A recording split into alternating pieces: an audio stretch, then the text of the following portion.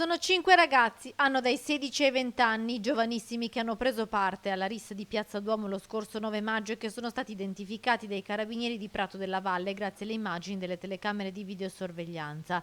La zuffa tra i ragazzi era avvenuta a poche ore di distanza da un altro episodio di violenza sempre in Piazza Duomo e che aveva coinvolto un ventenne e il personale di un bar. I 5 ragazzi invece sono ritenuti essere i protagonisti di un litigio violento tra di loro, avvenuto sotto gli occhi esterrefatti dei clienti dei bar che dopo i lunghi mesi di restrizione erano tornati a popolare i locali del centro storico di Padova.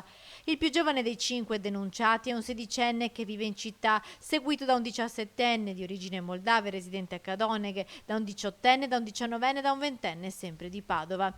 La situazione di Piazza Duomo è stata al centro questa mattina del Comitato per l'Ordine e la Sicurezza Pubblico in prefettura, il primo dall'insediamento del nuovo prefetto Raffaele Grassi. Visto il buon andamento delle attività culturali messe in campo da comune e diocesi per evitare episodi sgradevoli e di violenza, si è deciso di rivedere la sorveglianza dell'area, alleggerendo la presenza delle forze dell'ordine.